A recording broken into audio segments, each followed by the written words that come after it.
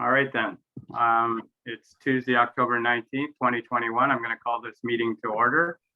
I'm going to remind council of the declaration of pecuniary interest if it arises. And I'll ask everyone to please turn your cell phones or place them on mute so it doesn't disturb the meeting. I'm going to remind council we are going into closed session at noon for a delegation. So we'll have to be efficient here on our discussions and keep that in mind. Anyways, we have minutes here from the council meeting October 5th. I'll look for a motion to receive those minutes. Moved by Councillor Webb. Seconder. Deputy Mayor Giroux. All in favor? And that's carried. Okay, our first item of business is the zoning bylaw amendment. I'll look for a motion to go into the public meeting for zoning bylaw amendment. So moved, Mr. Mayor. Okay, moved by Deputy Mayor Giroux and seconded by Councillor Ellis. All in favor? And that's carried. So we only have one zoning bylaw amendment for Yanni and Constantine Savinis. This is a public meeting held under Section 34 of the Planning Act. The owner applicants are Yanni and Constantine Savinis. The property is described as part of Lot 8, Concession 8, having the municipal address of Fire Route 93A, Methuen Ward, having a property roll number of 153101005058000. Any persons may attend the public meeting and or make verbal or written representation either in support or in opposition of the proposed zoning bylaw amendment. Please keep in mind, keep your video off and microphone muted during the meeting until the chair invites comments regarding the planning matter. If a person or public body does not make oral submission at the planning meeting or make written submission to the Township of Havelock-Belmont-Methuen before the proposed zoning bylaw is passed, the person or public body is not entitled to appeal the decision of the Council of the Corporation of the Township of Havelock-Belmont-Methuen to the Ontario Land Tribunal. If a person or public body does not make an oral submission at the public meeting or make written submissions at the Township of Havelock-Belmont-Methuen before the proposed zoning bylaw amendment is passed, the person or public body may not be added as a party to the hearing of an appeal before the Ontario Land Tribunal unless the opinion of the tribunal there are reasonable grounds to add the person or public body as a party. If you wish to be notified of the passing of the bylaw amendment, you must make a written request to the Township of Havelock-Belmont-Methuen. So with that, I'll turn it over to Darrell Ty, our planning consultant. Thank you, Mayor Martin. Members of council, good morning. This is a statutory public meeting to under Section 34 of the Act to consider a proposed amendment to comprehensive zoning bylaw 1995-42 as amended. I'm able to advise council that notice of the public meeting was first of all given to all property owners within 120 meters. The property was signed. It was posted on the township website as well as notice being circulated to prescribed ministries and agencies all in September 29th, 21. In response, council, we did receive comments from the Crow Valley Conservation Authority expressing concerns with this application. I'll speak to those a little later. In addition to the owners, the property owners are also represented by agent Riley Martins on behalf of Timberline Custom Homes. The property location is part Lot 8, Concession 8, Methuen Ward. Access is provided via Fire Route 93A. The property is quite large, being a total of 171 acres in size. It also has 300 feet of shoreline on Kosh Lake. The existing uses, the property is currently vacant. There is a proposal to construct a 2,380 square foot dwelling with a shoreline orientation to the rear of the portion of the property, which is zoned, currently zoned seasonal residential, that being to the west of Fire Route 93A. The private road is actually the zone boundary. No planning approvals are currently being sought for the proposed dwelling. The application before council, first of all, if approved, would zone additional lands to the east of Fire Route 93A in order to permit the construction of a 1,000 square foot accessory building on that portion of the property located east of the fire road, which are currently zoned open space. And secondly, would also serve, if approved, to create an exception to the permitted uses of the open space zone in order to construct an additional accessory building intended for the storage of forest management equipment in terms of the large wooded area to the east. Now, the Crow Valley Conservation Authority initially expressed concerns in reference to the proposed accessory building to be located on the east side of Fire Road 93A, which is currently zoned open space, specifically in terms of establishing an access to get to that location. In follow-up to the expressed concerns, staff did inquire of the agent as to the nature of the concerns expressed, and staff have been advised that a permit actually has since been issued and that a gravel laneway already exists. We then received a further email from the agent late yesterday to confirm that the agent did speak with Conservation Authority staff at such time as they indicated that they must have missed that the permit had already been issued. And it was also indicated that if there is an existing lane access to that location that they were not aware of, then they have no further issues. So with respect to the Crow Valley letter of concern, staff are satisfied that those concerns have been addressed primarily through the efforts of the agent. So based on our planning review, staff concluded that the application conforms to the township official plan and all relevant policies related to upper tier documents. And accordingly, subject to any new information received or public input provided today, we recommend that the bylaw be passed as presented. Thank you. All right, thank you, Daryl. Before I open up to council, I'm going to ask, is there anybody wishing to speak in opposition to this application? For the second time, anybody wishing to speak in opposition? And third time, anybody in opposition? Is there anybody wishing to speak in favor of this application? I do see the applicants here. Is there anything you need to add to that? Nothing to add, thank you. All right, thank you. Second time, anybody wishing to speak in favor? And third time, anybody wishing to speak in favor? I'll open up to council. Is there any questions or comments? Deputy Mayor Giroux. Thank you, Mayor Martin. I have a quick question for Mr. Ty on this. And Mr. Ty, if this was a dwelling or any other thing, any other building other than for forestry equipment, the way I read the act, it wouldn't be allowed. Is that correct? This building is strictly for forestry, to store forestry equipment. Through the chair to the deputy mayor, that's correct. Currently, the property on the east side of Fire Road 93A is zoned open space. Permitted uses in the open space zone do permit forestry and conservation uses, save and except the construction of a building to accommodate equipment. A lot of the, in fact, the bulk of the land, vacant land throughout Methuen is currently zoned open space, primarily because there isn't any road access to it. In this case, we have access via a private road. It also has this property, although in a different zone category, it also has frontage on the lake. So this creates a rather unique situation. The individual, through his agent, have expressed a desire or an interest in maintaining the wooded area, and hence the application to construct an accessory building to shelter the equipment. Okay, for you, Mr. Mayor. Thank you, Mr. Ty, and thank you for your report. Mr. Mayor, I'm prepared to make a motion to receive and accept and approve the recommendation. Okay, thank you. Moved by Deputy Mayor Giroux that we approve the recommendation, I'll second that.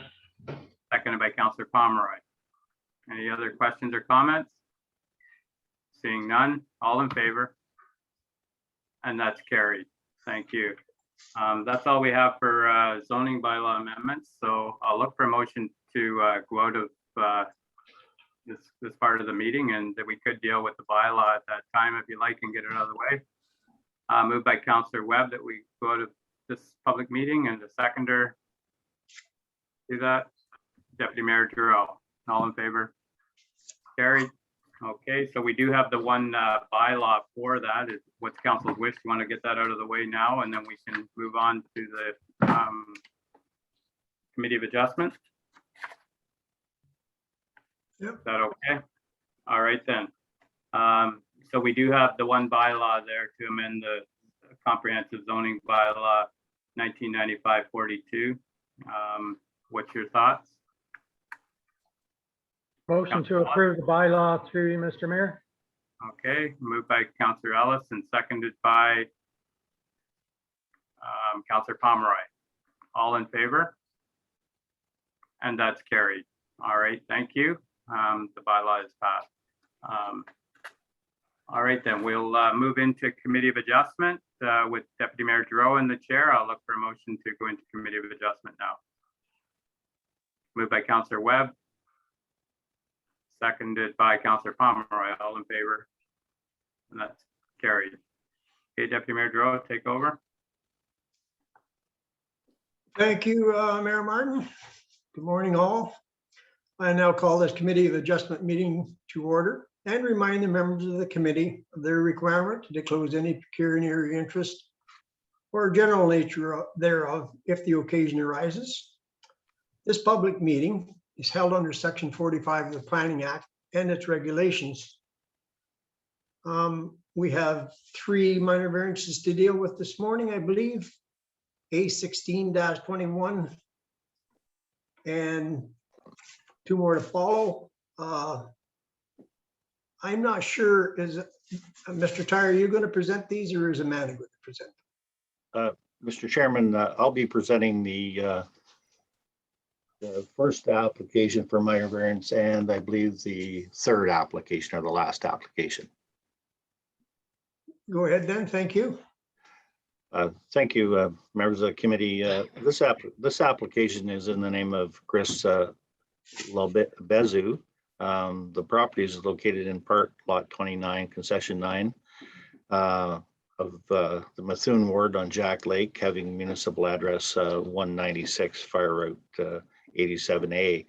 The purpose of and effect of the application is to seek relief from section 4.10B A regarding a height. If approved by the committee, the minor variance would serve to increase the height of a new dwelling, replacement dwelling, from 17.7 feet to 19.6 feet. The property is located within the high water mark. The subject property, as indicated, is located on Jack Lake. The property in question comprises approximately 0.47 hectares, 1.16 acres, and has approximately 215 feet of linear shoreline on Jack Lake. The property is currently occupied by a 1,252 square foot linear single story cottage with an attached deck. There are also 2 accessory buildings on the property, a 448 workshop, as well as a 50 square foot woodshed. The existing front yard setbacks are 33.4 feet to the cottage. Mr. Chairman, members of the committee, we have assessed this application within the context of the 4 tests of minor variance as prescribed by the Planning Act. Our conclusion is that the application does not conflict with the growth plan, as well as the provincial policy statement. The subject lot is designated shoreline and shoreline areas and waterfront in the county official plan. In our opinion, the application does not conflict with the County of Peterborough official plan. The land the subject of this application is currently designated in the township official plan as shoreline. And given this designation and limited impacts on environmental and visual features, we're of the opinion that this application adheres to the spirit and intent of the township's official plan. The property is also currently zoned seasonal residential. The general intent and purpose of the township's comprehensive zone bylaw is also being maintained in our opinion. The increase in height will not increase what is currently drastically increase what's currently existing on the property. It's certainly considered to be desirable and an appropriate use. And finally, we consider the application to be minor in nature.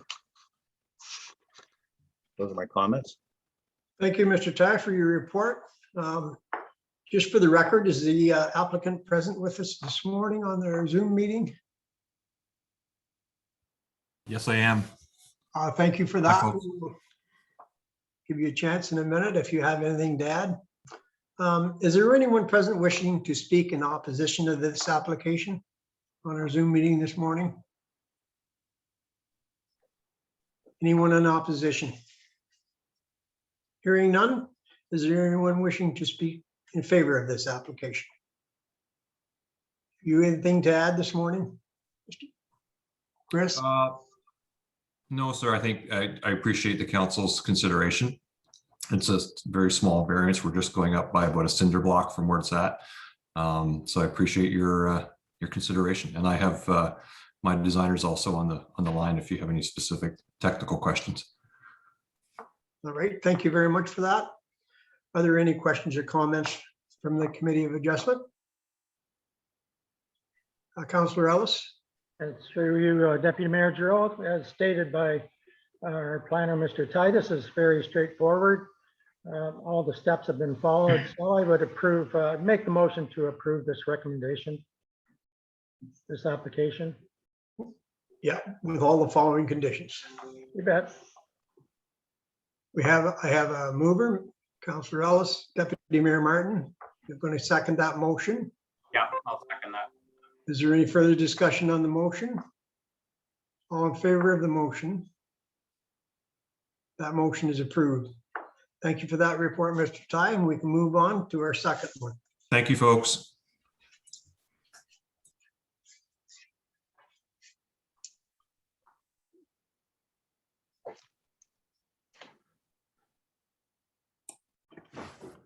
I believe I'm presenting the next one, Mr. Chair. Thank you, Mr. King. I'm so good. Good morning, committee, morning. Mr. Chair. Thanks for the opportunity to be here with you this morning. I'm here to discuss with you file number A1521. And this is an application for a minor variance, and it is located at 15 Fire Route 55, which is in concession 1, part of lot 30 in the Belmont ward. And the property owners are Gord and Don Beckford. The roll number is 153101000611710. The property is 1.36 acres in size. It is located within a special district zone, Special District 35. And the parent zone to that district is the Island Residential Zone. And it is designated shoreline within the township's official plan. The notice was posted on the property on October 9th, and the surrounding neighbors were circulated in accordance with the Planning Act. The purpose of the application before the committee today is to allow the owners to build a garage. They have a couple of existing sheds on the property, and as part of this project, this garage would replace one of the existing sheds. And the location of the garage has been selected to ensure that there's no interference with the septic system or the parking area, and it's outside the high water mark. So the application today is seeking 3 variances. It is seeking a variance to increase the height of an accessory structure from 4.5 meters to 4.6 meters. So that's a difference of 15 feet going up to 15.3 feet. It would also reduce the side yard, which being a special district, it was really recognizing the previous applications on this property. So it had a setback of 10.7 meters or 35 feet. And the application would seek to reduce that side yard setback to a more normal for an accessory building setback of 3 meters or 10 feet. And the third variance relates to lot coverage.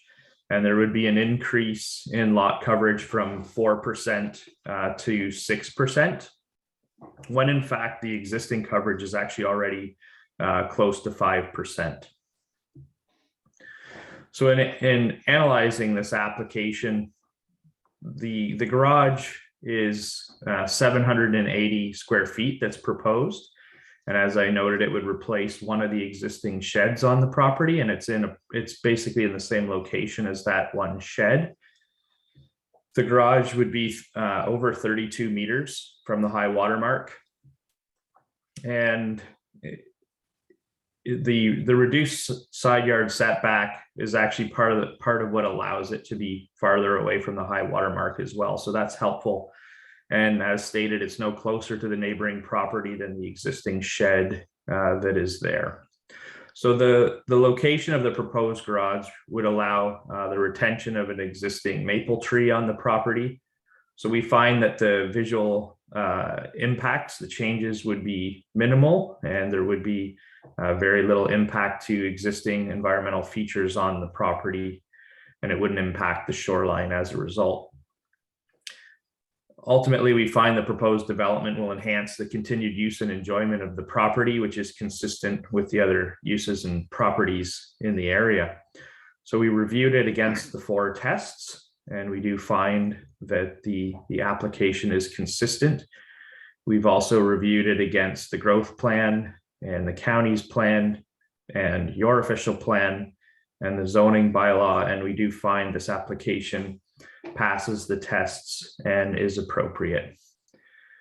So we've made some recommendations on the conditions to allow this to proceed.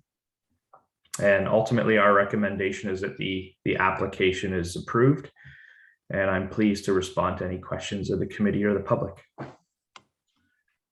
Thank you, Mr. Keene, for your report. And just for our records, is the applicant present this morning?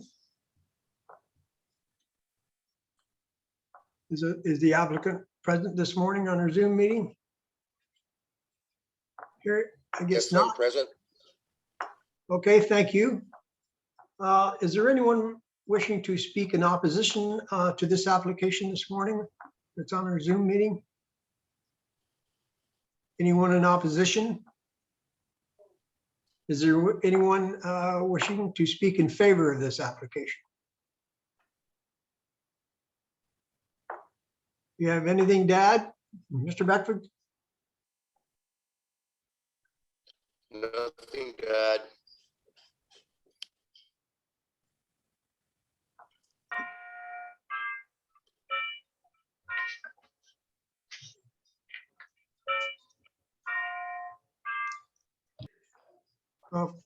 Have a little technical difficulties, Mr. Beckford.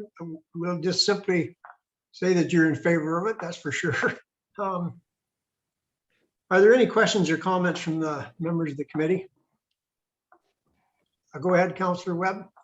No, I just make a motion that we accept the recommendation of the planner with the stipulations that are put in there. All right, we have a mover. Councillor Webb has moved this application. Second the motion, Deputy Mayor. Thank you, Councillor Ellis. We have a mover and a seconder. Is there any further discussion on this application, this recommendation to be approved? Hearing none, I'm going to call the question. All in favor? All in favor, nice and high, thank you. That motion is approved. Thank you very much, Mr. Keene, for your assistance this morning. Mr. Ty, I believe you're up again. Thank you, Mr. Chairman. This application, A1621, is in the name of Roger and Linda Bono. The property address is 395 Island 38 in Cosh Lake, the Methuen ward.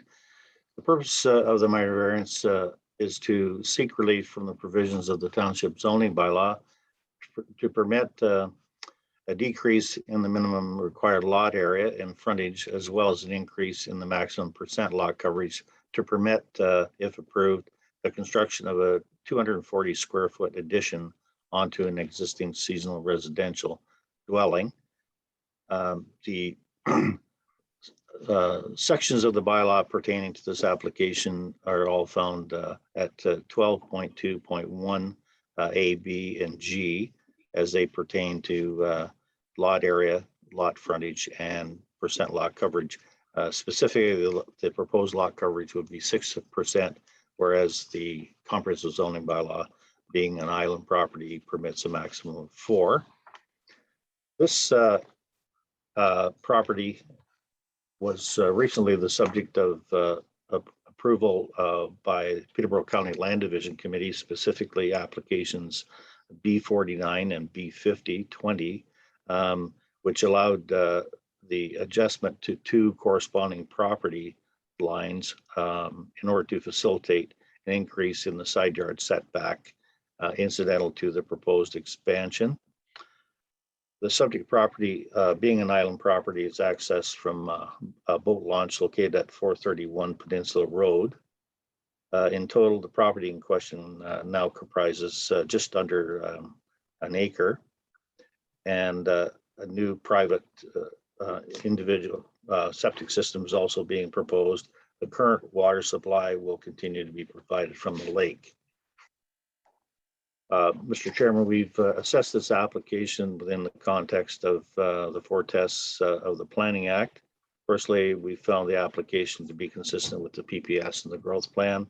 The application, in our opinion, does not conflict with the County of Peterborough official plan. The property is currently designated in the Township's official plan as shoreline. In our opinion, the application meets the spirit and intent of the relevant policies of the Township's plan. Regarding the general intent and purpose of the zoning bylaw, the cottage expansion, well, it would increase the overall lot coverage in a modest way, would still maintain all setback requirements and would not encroach into the front or water yard setback, the existing. The proposed expansion is also consistent with the built form of neighboring properties, and given the building's configuration location, there would be no impact to other setbacks as a result. The application, in our opinion, is proposed to hold in spirit the intent of the zoning bylaw.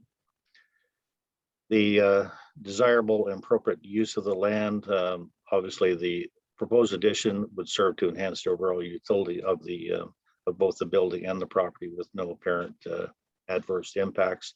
Therefore, we consider it to be desirable and appropriate use. And accordingly, we also consider the application to be minor in nature. As in the report, the recommendation is to approve the variances as applied for, subject to the conditions that be included in our report. Thank you, Mr. Chairman. Thank you, Mr. Ty, for your report. First of all, is the applicant present for our records this morning? I am here, Chair, and my Thank you. wife, Linda. Thank the both of you for being here. We'll now ask, is there anyone on our Zoom meeting this morning wishing to speak in opposition of this application? Anyone in opposition? Anyone wishing to speak in favor? Mr. Bono, you may have the floor for a minute if you like. Okay, thank you. Through you, Chair, and the Mayor and Council and staff. Thank you for your consideration on this addition that we would like to put on this little structure that's there already. And mostly the lot adjustments were there so that on the 3 properties that we have, that we can try to follow the rules properly and put septics in all places that we have. I remember when they used to do the road around on the different lakes, there was property people that went out and looked at stuff, and that was one of their recommendations back then, that all cottages possibly should be on septic at some time or another. And that was our wish, and that's why we've done what we have. And I just want to thank you for your consideration. Thank you for your comments. Thank you for your comments. Are there any questions or comments from the Committee of Adjustment? Councillor Pomeroy. I'd like to make a motion that we approve the recommendation from Mr. Ty. And Deputy Mayor, do it all the time. Mayor Martin will second that motion. Councillor Pomeroy made the motion. Mayor Martin will second it. Second the motion. Yeah. Any further discussion? All in favor? That motion is approved. Thank you, Mr. Ty. Thank you, Mr. Pomeroy. Thank you, council. Thank you, staff. Thank you, Mr. Ty. Bye. I will now ask for a motion to turn the gavel back over to the mayor this morning. Moved by Councillor Webb and seconded by Councillor Pomeroy. All in favor? That motion is carried. All right, thank you, Deputy Mayor Giroux. We're back into the regular meeting, and our next item on the agenda is staff reports for information. We had two reports there. One was from our CBO for bylaw enforcement activities. So I don't know if there's any questions around that. The report's well done, John. Looks like it's been busy. So Councillor Webb, go ahead. So just a comment on the bylaw report. I'm very pleased to see all the closed under the status. Mike's doing a really super job of getting on these and getting them closed off. And I don't know about the rest of council, but I know I'm hearing a lot of positive comments about the job our bylaw has been doing over this past summer. So kudos to Mike, and hopefully we can keep it going into 2022. Yeah, Deputy Mayor Giroux, go ahead. I would certainly like to echo Councillor Webb's comments there. There are good reports coming back, and everything seems to be taken care of very well. So thank you for your report, John. Okay, thank you, John.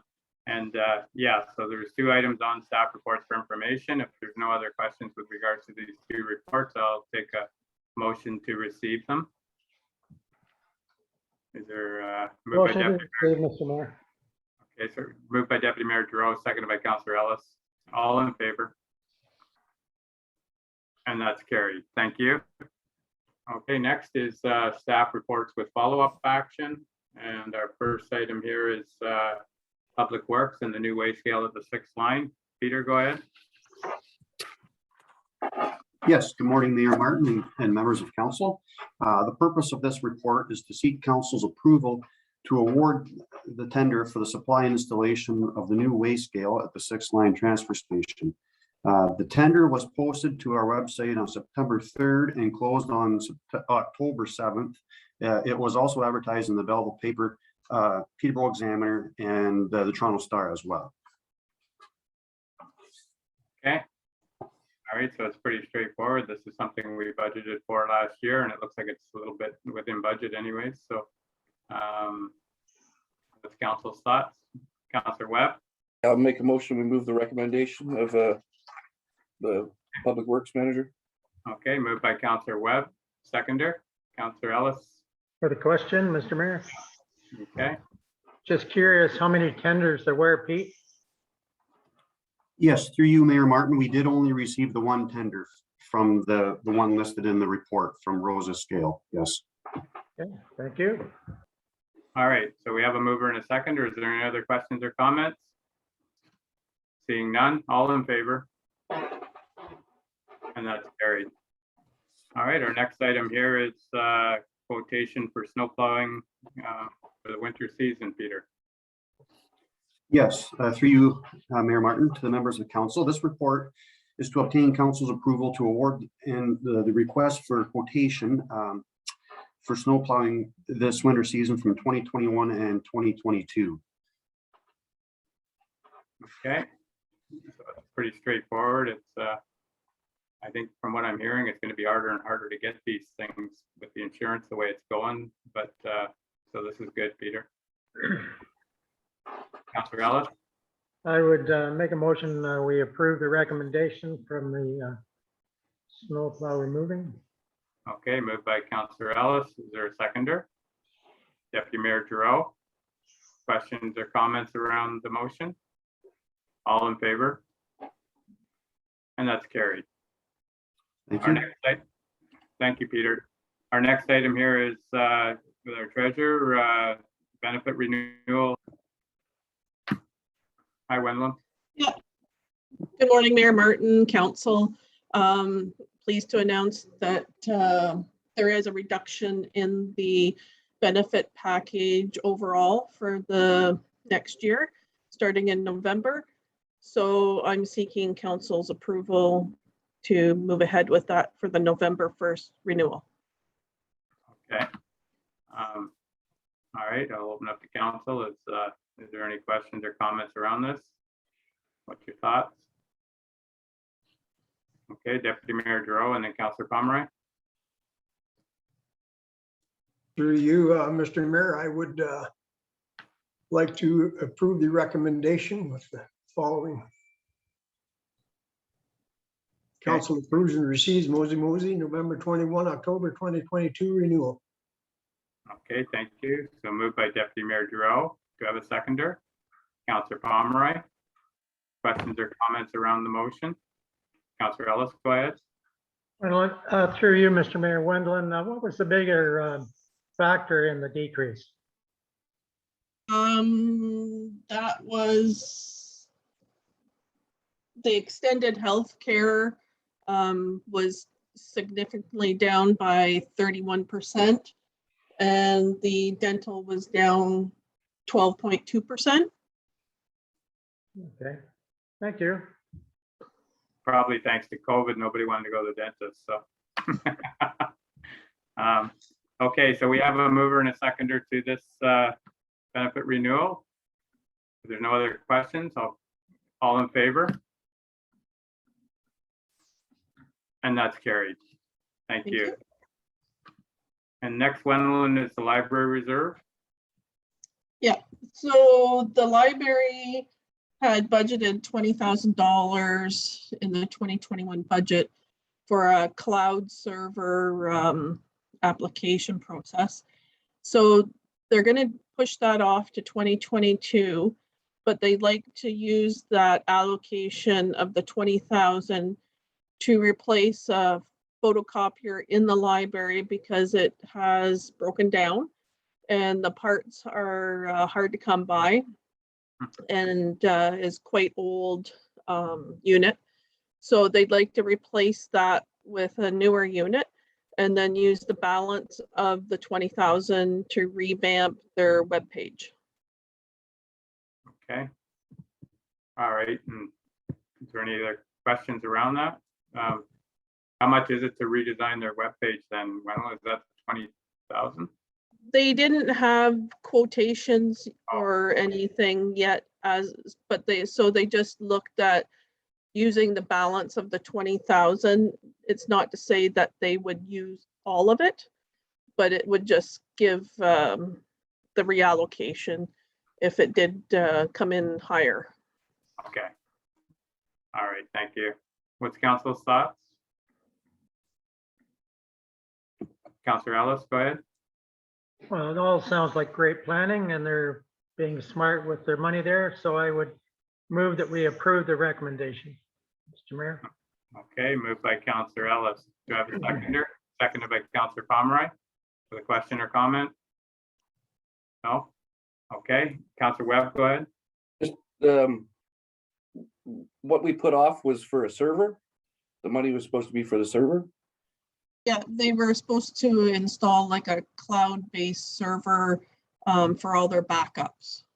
Okay, and are we going ahead with that in the future, or has that just been? Yes, they're planning on doing that in 2022. So we'll have to re-up another 20 this year? For 2022, that's the potential ask, I would believe. Okay. Just asking. A question there, Wendland, would we be able to use any of the modernization grant for for that, or is that only for, like it was for some technology things, wasn't it? They do have money within their reserve, so, and we'll probably see, a surplus in that department as well this year going forward because of, COVID and different things, so Okay. we should be okay. Thank you. Okay, Councilor Pomeroy, go ahead. Yeah, excuse me, through you, Mr. Mayor, to Wendland. Is there any way that we can get anything from COVID-19 funding for any of these projects that we're talking about? So the COVID-19 funding, I had submitted a report to the province at the end of June of this year. Mhm. So all the monies were allocated within that report. So I can't see it as of yet unless something changes from those allocations. Okay, thank you.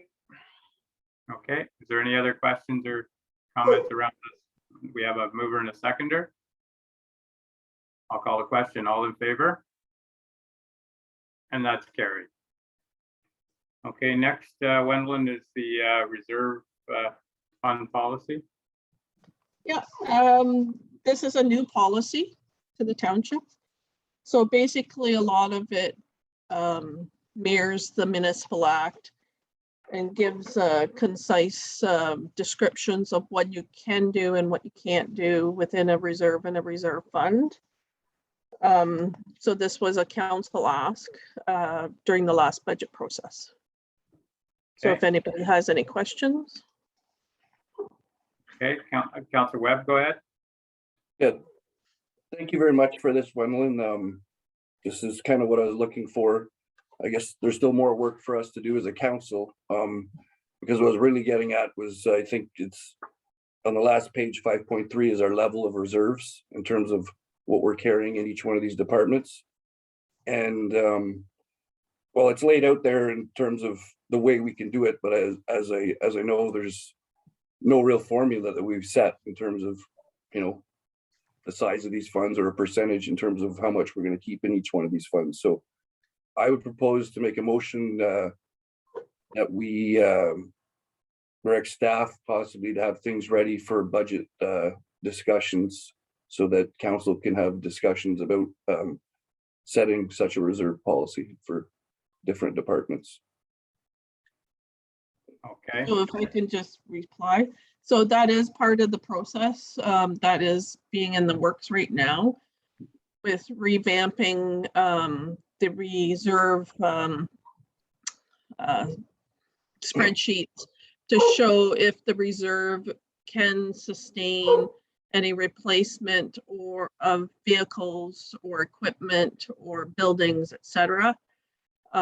So that is going to be part of the budget talks this year to ensure that the reserve or the reserve fund is going to meet the needs of the asset management, but also is there any way that we could maybe move something around to potentially help a reserve that may not be as robust? No, exactly. I think we all want to protect what we have, and we're not trying to empty these reserves by any means. But at the same time, if we do have money sitting there, as you said, if we could put that money to use in other ways, I think it'd be more helpful to the municipality, right? So instead of just having it sit there. okay. Any other questions? So the recommendation here is that we council implements policy number 55, reserve fund policy, and there will be more work to be added to this, but for now, that's what the recommendation is. So do I have a mover for that? Moved by Councillor Webb, seconded by Deputy Mayor Giroux. Any other further questions? Okay, I'll call a question. All in favor? And that's Thank you. carried. Thank you, Wendland. Yeah. Okay, next Just a item on question. Oh, sorry, Mayor Martin. Just a question. Counselor Webb had put another motion, so I didn't know if there was going to be a seconder to that. Okay, what, you want to make that motion there, then repeat Well- that motion there? Well, yeah, I was just gonna direct staff to maybe have numbers or, an example formula ready, but I think Gwendolyn already spoke to that in terms of, she said staff was working on that, so I was just saying maybe have something, so, something that we can look at, so we don't go in, with nothing to look at all, basically. So I think she would know the parameters of, the percentages or how much we would need in each one of those funds, seeing that she deals with those numbers every day. So maybe if she could, as I said, throw an example or maybe numbers we could start with and then start the discussion from there, right? It would make it a lot easier for council. So Bob, did you want to word that into a motion then? So Direct Gwendolyn? It would direct Gwendolyn to have a follow-up here, I guess. Yes, through you, Mayor Martin. So if I understand the motion correctly from Councillor Webb, it's essentially to set up a formula and set parameters around reserve policy and the amounts in the reserves. that's a beautiful job of wordsmithing. Thank you. Thank you, sir. Okay, so the second motion is moved by Councillor Webb and Councillor Ellis. Did you want to second that, or? I'll second it with just a quick comment. And I believe to Councillor Webb's point, it's to have some of this information available at or prior to budget. Yeah. Right. Thank you. Thanks, Hart. Thank you very much, Councilor. That's exactly what I meant. Okay, so we have a mover and a seconder for the second motion to get the number for budget. So if there's no other questions, I'll call it. It's all in favor? And that's carried. Thank you, Gwendolyn. All right, our next item on here is with the COVID-19 funding grant applications. Bob, I just wonder we do have something in correspondence, and I wonder if there's a way of tying that one in, because it went into a different category, but it's asking for the same thing. So I just wondered, I think there was one space left possibly, and I just wonder if that action item could have been moved up into this for discussion purpose. Yes, through you, Mayor Martin. The Economic Development Committee did meet on October 13 and considered 8 applications to the COVID relief funding. The 8 applications are being recommended here by the Economic Development Committee for approval. There is another item that was received after that meeting. It is in correspondence. It's the handwritten note that was hand-delivered to the municipal office. So that item has not been considered by the Economic Development Committee. However, if council wishes to include it, that would be fine. Just information for council that would conclude the total funding that was set aside in that account, and there would be no further applications received. Okay. Councillor Webb, did you have anything from your committee there? No, you pretty much covered it, Jim. And in terms of, I'm just willing to hear what the rest of council has to say in terms of the letter that came in correspondence, because we didn't deal with that. So I'll just have to leave that to council. Okay. All right, Larry, Councillor Ellis, go ahead. Yes, through you, Mr. Mayor, considering where the letter is coming from, I would make a motion that we approve adding those people to the present list. So I would make that motion, council's approval. Okay, so it's moved by Councillor Ellis. Is there a seconder for the motion? Deputy Mayor Giroux? With a comment, Yeah, go ahead. I think the public should know who these people are. Yeah, you're right. So it was the Cordova Rec Association was asking for some help from COVID, and it came in a different route and missed the economic development meeting. So yeah, it's Cordova Mines Recreation Association was requesting COVID-19 funding help, so a relief. So Criteria. okay, so and Councillor Ellis moved it, and Deputy Mayor Giroux seconded it. Thank you, Dave. Go ahead. one further comment, that motion was just to move this in with the rest of them, because I have a question on the other applicants. Okay, all right then. So you're seconding about moving it in. Yes. Okay, is that okay, Larry? Then we'll do a separate motion for the whole thing.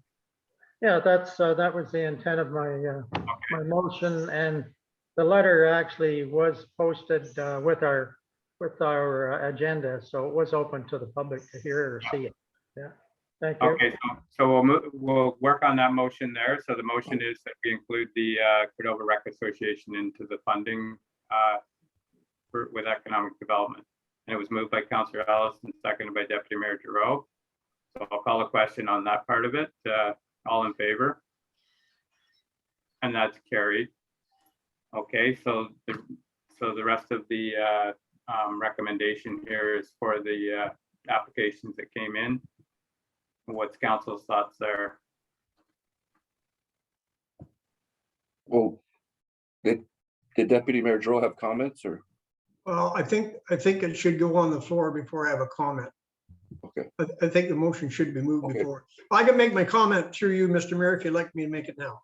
If you want to make it now and then we'll just get, normally, yeah, you're right. Normally we would, get a motion to get it on the floor, but if you want to speak to it before we get the motion. I just, thank you, Mr. Mayor. I'm just a little confused on number 6, the figure skating club. The figure skating club are not going to operate in 2021, and I don't know whether they're going to operate in 2022, but they would like this money, but they don't want it to 2022. We paid their ice time for 2020. Taxpayers did. I'm not opposed to this, but I want some kind of an explanation why the $500 are going to the figure skating club when we really don't have one. Hey, Hart, can you, that came up at the committee and Hart, can you explain Yeah, that? well, briefly, that was brought up at the committee. It was raised that the club won't be running this year. But it was voted on by the committee that it would be in the best interest to set that $500 aside to help them in the 2022 season, as you said, if they are up and operating again. One of the major factors that was brought up, Deputy Mayor, was, and I know, as you said, we helped them with their ice costs, but their fundraising and the fact that when COVID hit in I can't remember what year it was, 2020, March of 2020, that they lost their major fundraising event for the year, which was the carnival, which basically accounts for 75% of the money they raise in a season. So that was raised, as I said, a motion was brought at the committee, and the committee voted that they thought it was in the best interest to set that money aside to help them possibly next year get up and going. I think that was what one of the suggestions was, that it might help get this going again next year without being saddled with the debts to start. Sorry, go ahead, Deputy Mayor Giroux. So I'll speak to the motion again, or there is no motion yet. I want to thank Councillor Webb for that explanation, and I do appreciate it. However, we're running out of COVID money that was allotted, and I wouldn't want to tie up $500 if it didn't actually go to the figure skating club, if there was another business out there that needed it. Business, service, whatever. Just my thoughts. Okay, you want to finish up there, Councillor Webb, and then Councillor Ellis has something? Yeah, no, I said, and I understand that point. This is what was settled on at the committee. But in terms of, as you said, if council, sees fit to maybe put that 500 back in for the next, I guess, who'd be the new last applicant, I have no problem with that, and I don't think anybody in the committee would have a problem with it. It's just, as the mayor alluded to, it was more in terms of looking forward, in terms of a lot of these local organizations, whether it's figure skating, hockey, they're dying. I hate to say this, but they are, and they need every dollar, every $5, every $10 they can get, whether it's from us or somebody. And COVID has done these organizations no favors. And as I see it right now, I guess in this town, the only entity that's really helping these people out is us, the municipality. They're not getting any help from the provincial government by closing rinks and, telling people they can't go in arenas without double vaccinations and stuff. That's not helping minor sports or these clubs. So, and they're coming to us. I'm just trying to provide some relief. So, but as I said, it's in the purview of council. If council wishes to redirect that money, that's totally up to council. And that was at the committee, Dave, that, like if such a thing that council has the ultimate decision here. And you're totally right. And, council can help figure skating next year if we need to in a different way, probably. But Councillor Ellis, go ahead, and then Councillor Pomeroy. Yeah, without prolonging this any further, I'd like to thank Deputy Mayor Joe for bringing that information forward. And he's totally right. To my opinion, it's nice to have done what the committee did. Let them put it in their back pocket for next year. But the intent of this money is to support struggling people. They may be struggling, but we also have people that are struggling to keep their doors open, businesses.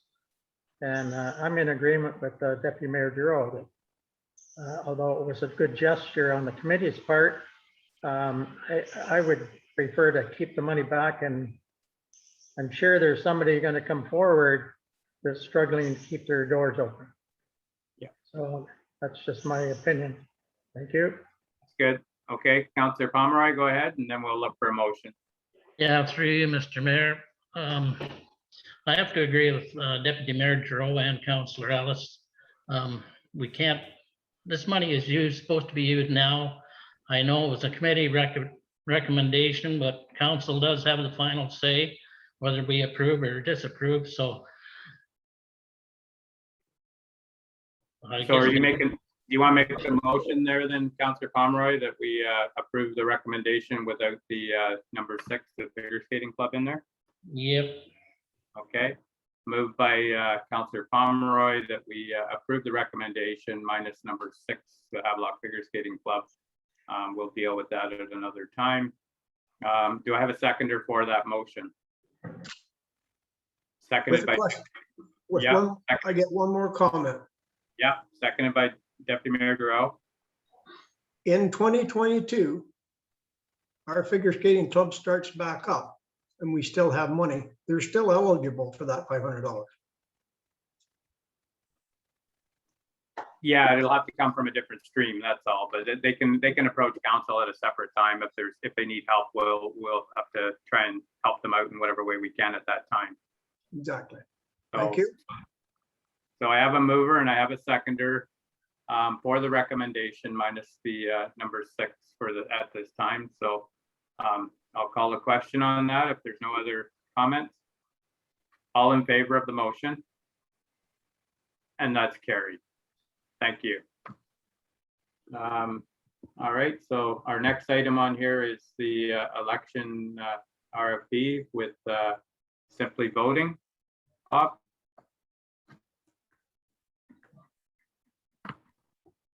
Yes, through you, Mayor Martin. As we all know, the municipal election is coming up in 2022. Preparation has already begun. It's not next week. I thought it was next week. Oh, I'm a year off. It feels like that sometimes. However, preparations have already begun. And one of the first steps is to retain electronic voting services and have a company help us to do that. So all of the clerks and deputy clerks within Peterborough County have organized as a group and have been meeting regularly. And in order to meet efficiencies, we issued a joint tender for the provision of electronic election services. There were 3 bidders to that tender. One was disqualified, Dominion Voting, as they were not able to provide telephone voting. The 2 remaining candidates were Votes and Simply Voting. Simply Voting was the unanimous choice based on the fact that they are a Canadian company and Votes is an American company, but mainly because they have far more experience dealing with Canadian municipal elections, whereas Votes has never been named as the primary contractor for municipal elections. So the recommendation in the report is that Simply Voting be retained. Okay, then. What's council's thoughts on this? Go ahead, Deputy Mayor Giroux. Thank you for your, first of all, through you, Mayor Martin, thank you for your report, Bob. And I would make the motion to accept the recommendation, Simply Voting. Okay, by Deputy Mayor Giroux. Do I have a seconder? Seconded by Councillor Pomeroy. Any questions or comments around the motion? All in favor? And that's carried. Okay, our next item on here is the mandatory vaccination policy. This here was we've had a few emails around this, and Bob, I thank you for all the work that went into this. You know, it's a great start. So council's had this before them. Do you have anything to add to it, Bob?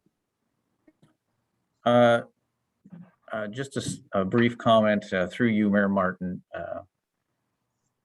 Just to highlight for council and the community, this initiative was started by the provincial government back in August. The provincial government did mandate mandatory vaccination policies for high-risk situations, including hospitals and long-term care homes. That was mandated back in August. Following that mandate, Peterborough Public Health also issued a mandate strongly recommending mandatory vaccination policies for all businesses and organizations within the Peterborough Public Health area. Ontario Human Rights Commission has commented on those mandatory vaccination policies, and all that information is included in our report and in the policy. Thank you, Bob. And it is really detailed, and everybody's dealing with it around the province. There's lots of different versions out there. You know, I really think it would be nice if we could deal with this today and get it one way or the other without deferring. But it's up to council. We can make amendments to it, I think, Bob, if there's any, you know, there is no other options on here, but there is other ideas out there. So if there was any other ideas, can it be amended today, or would it have to be deferred until next meeting with the No, through you, Mayor Martin, as with any other policy, if council chooses to amend, it can certainly be amended today. Okay. All right, I have my own thoughts, but I'll just open it up to council here first and just see what your thoughts are on this. If Councillor Webb, go ahead. Well, just a question, Bob, I take it you said this was done in conjunction with the other CAOs in the county? Through you, Mayor Martin, all the CAOs have been discussing mandatory COVID vaccination policies since Peterborough Public Health made their recommendation, and since the County of Peterborough County Council unanimously endorsed the county policy. Discussions have been ongoing. We've had several meetings about this. Not every township's policy is the same. We have all drafted our own unique policies. So yes, we've consulted, but all the policies are different. Do any of the policies include a testing option? Through you, Mayor Martin, yes, they do. But ours doesn't? At this moment, ours does not. Reasoning? That is correct. Reasoning? Well, the reasoning, there's a few points and a few reasons for doing that. First, council should understand that testing, the rapid antigen testing is very cumbersome and very time consuming. And there are several rules around that. It can be done. it's not easily done.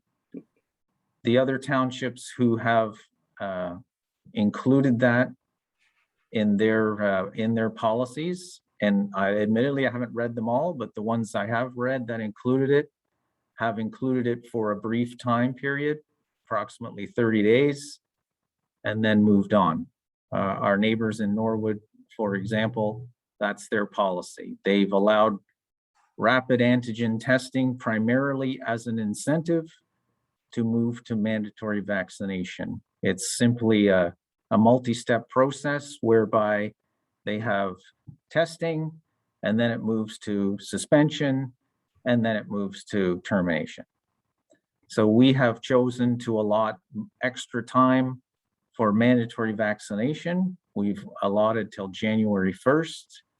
We've also allotted, if we haven't achieved mandatory vaccination by that point, another 30 days, which is the 30-day suspension without pay.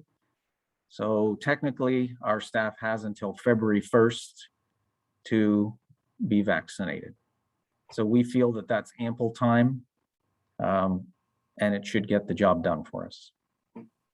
Yeah, sorry, but when I was referring to the testing option, I wasn't talking about till like you're talking. So I'm talking about going forward. So after January 1st, are there any of the townships that have left a testing option open to their employees? Yes, there are, through you, Mayor Martin. Some townships have chosen to allow the testing option. As I understand it, the testing option is twice per week. Everyone must comply who's not fully vaccinated. And if they don't comply, every township has a different penalty for that. Okay, but do you have a number, Bob? Like a number of how many are doing that? Sorry. No, Or do I'm you- sorry, through you, Mayor Martin. I haven't read all the policies. I do not have a specific number, and I would not want to misinform council. Thank you for that, Bob. So thank you, Councillor Webb. And yeah, that's what I've been reading a lot of these, kind of just trying to follow up on how things are working.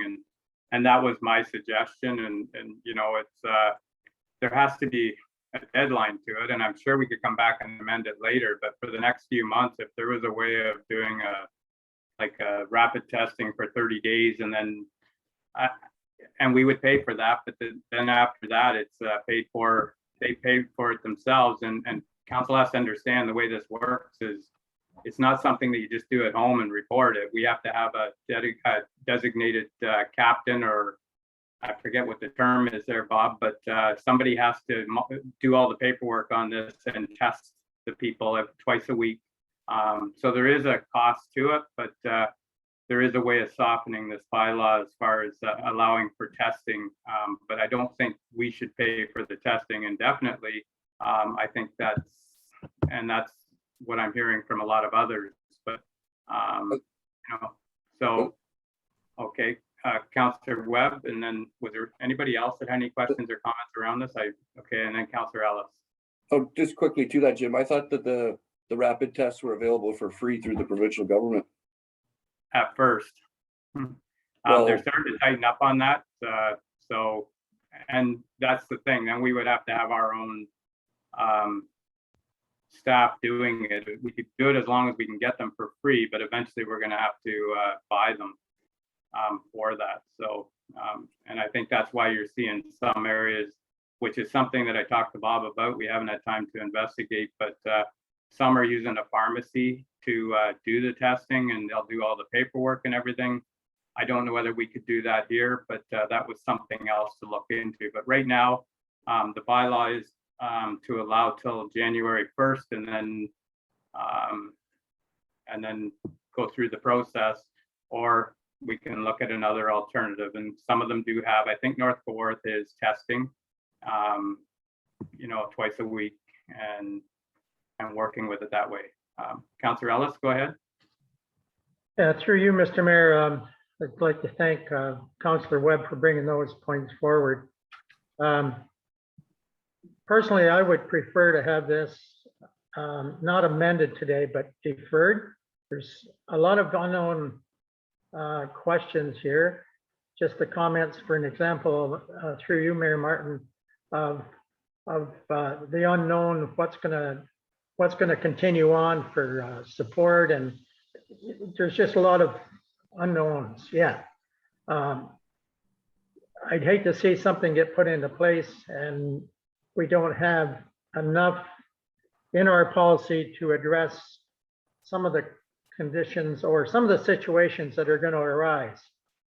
How we're going to deal with somebody that does have some medical concerns and has no interest in having the vaccine, for an example.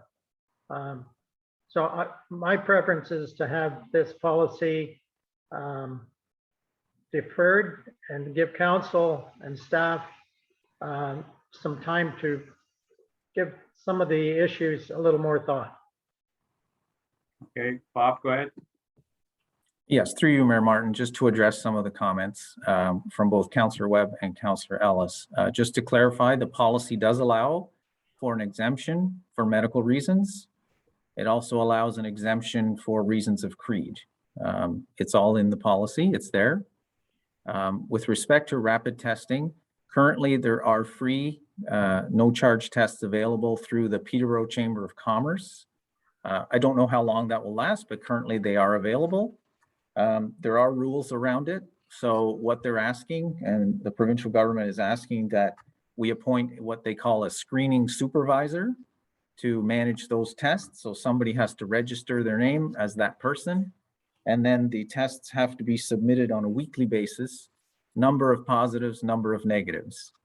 If there is a positive test, then it moves on to the higher level test, and the person will be sent to an alternate location to receive the PCR test. Okay, Larry, one final comment. But a lot of this that we're just speaking to are recommendations either from the province or from Peterborough Medical Health Association. So they're recommendations, and then it's up to us to look at it. And if we want to massage it in any way that we feel that we could or should, and that's why I'm asking, maybe we should just defer it, give us some time to step through it and see if we've got places where we could change from what they're recommending. I don't know whether I'm making sense here or not, but it's not going to hurt us to defer it, to give us some time to do a little more talk to it. We do have to get this done, though. That's the only thing. Like, it's easy to defer, but if we're going to defer it, we should put some comments with that as far as it should be settled at the next meeting. We can't defer this forever. So maybe I think some of the concerns, the biggest concern is the termination thing. That's the biggest question around. And that's where other councils have softened it a little and allowed for testing. How we allow the testing, there's people out there that say, why, I've got the vaccine, why should I not get something for that? But we can soften it, and I think that's something going forward. If we're going to defer it to the next meeting, we should ask, in the motion for an alternative to termination, and maybe put it that way. Other than that, I'd rather deal with it today, but I did see another hand who, Deputy Mayor Giroux, you had something, and then Bob? Actually, the CEO was ahead of me. Okay, Mr. Mayor. sorry. Sorry, through you, Mayor Martin, I just want to further to Councillor Ellis's comments. Councillor Ellis is correct. The policy is not mandatory. It is not legislation. It is strongly recommended by Peterborough Public Health. However, at this moment, it's not legislated to us. There is chatter amongst the provincial government that may change, but as of today, Councillor Ellis is correct. Okay, Dave, go ahead, and then Councillor Webb. Thank you, Mr. Mayor. Well, first of all, I'm a little bit, first of all, Bob, thank you for this report. It's a big report. I've read it several times and it's in depth. And under compassion, nobody wants to see anybody ever get fired or lose their job. However, Mayor Martin and I both at the Peterborough County, when there was a recorded vote taken, we voted in favor of this policy. So now I don't know where the mayor's coming from this morning, but he's kind of walking off that page as far as I'm concerned. I like the recommendation. It doesn't start till January. And I support the recommendation. And I hope that all those that can be vaccinated, and there's some that won't be able to because of health reasons, creed reasons, whatever. They will certainly consider it. Nobody wants to see anyone lose a job. But it's safety first as far as I'm concerned. That's my comments. Thank you. Okay, and I'll just speak to that, Dave, before I go to Councillor Webb.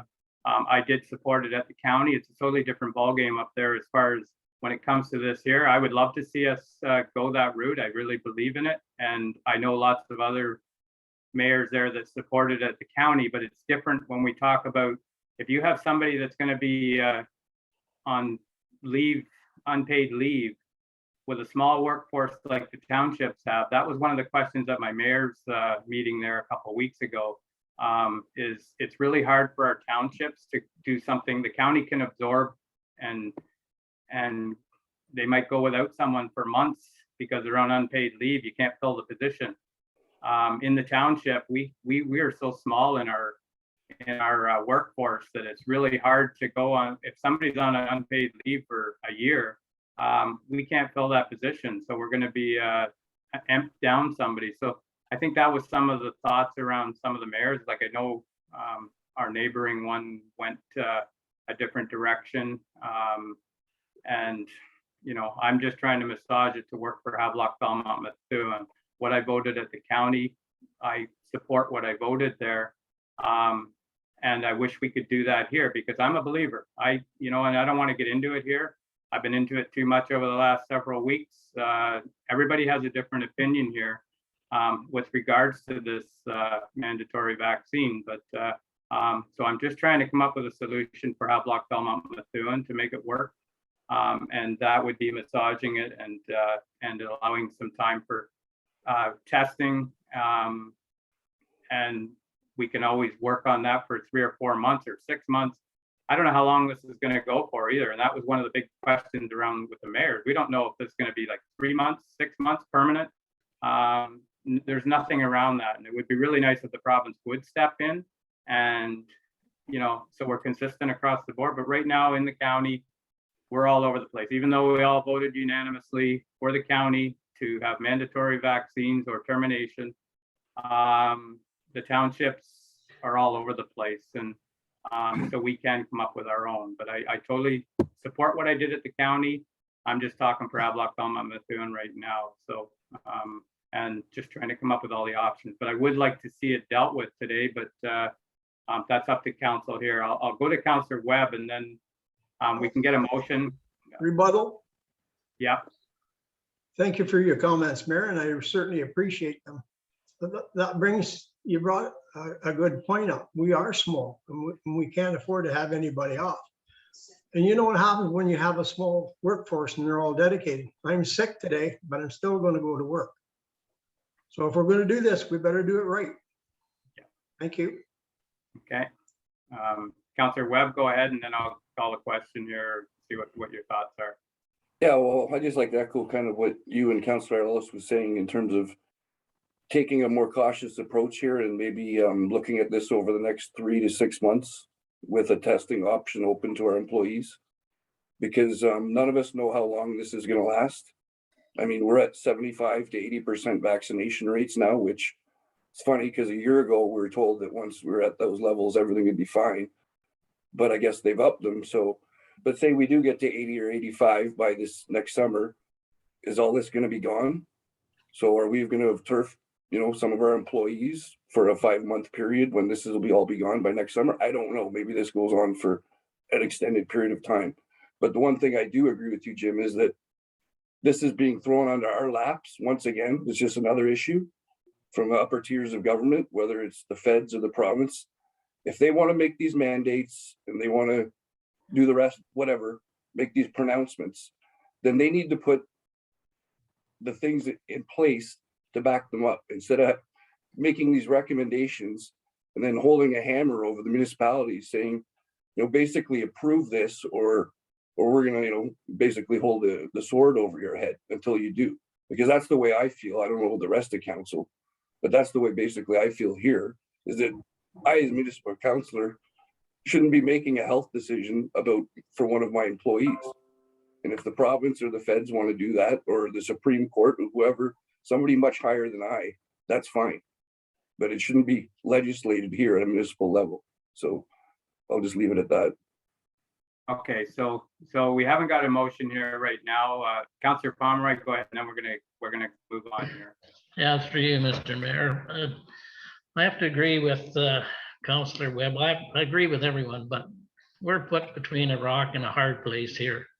The emails that we have received, there's been a lot of people in opposition, like they're worried about losing their job, and we sure as heck don't want that to happen. And I have to go along with Councillor Webb. If someone's going to make the decision, it should be made across the board by the government. And why should it be handed down to us have someone, we got to get rid of them. And, maybe we might have 2 or 3. And that's not really fair to us, because we're in a situation where some people are for and some are against. I know don't play follow the leader all the time. And that's exactly the way, to me, that's exactly the way it's going. Okay, so to move forward here, I think if we're going to defer it, there's 2 options here, and I think that's really what I would like to see, Bob. If we can't get this recommendation through, I would like to see it deferred to the next meeting, but we do have to do it. We have to make a policy here, and it has to be done. So at the next meeting, if council would like, we could have 2 options there. One is with testing involved and softening up on the termination, or maybe even 3 months of testing and then termination, whatever you think. This is a really well done report, and we're not going to get the province right away to do it, but we do have to deal with it. We have to do what's right for Havelock-Belmont-Methuen, and that is getting a policy in place. So with this here, there was one option. I just wonder what council's thoughts are if we have 2 options at the next meeting. It may be the same thing as what you presented here, but I really recommend council look around at all the other, like I've been doing that for 2 weeks now, looking at everybody else's policies, and you can do that too.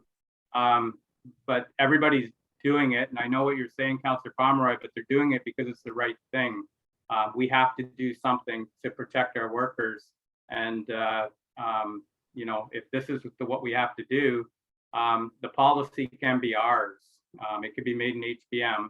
So, like I say, if you want to make a motion today to go with staff recommendation of what's here today, I'm all for it. If you would like to see a second option there, to come back at the next meeting, we can do that too. But we do have to deal with it at the next meeting and move on. So, Councillor Webb, go ahead. Yeah, I'd like to make a motion then that we direct staff to bring back a second option with examining a 3 to 6 month testing option for those employees that don't wish to get vaccinated. Okay. All right. That's moved by Councillor Webb. Do I have a seconder for that motion? Second the motion, Mr. Mayor. Seconded by Councillor Ellis. Any other questions to the motion or comments? Go ahead, Dave.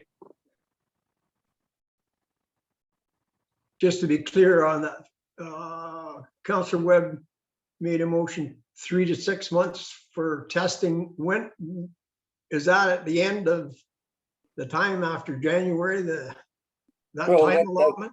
That could be up to staff. I'm just throwing that out there as a number. Sorry, maybe I shouldn't have put those numbers out there, but I would like to see, I don't want to see a 30-day testing option, is what I'm saying. Is, like, as I said, this is something that to me is going to take, I'd like to see an option into February or March at least, the end of that.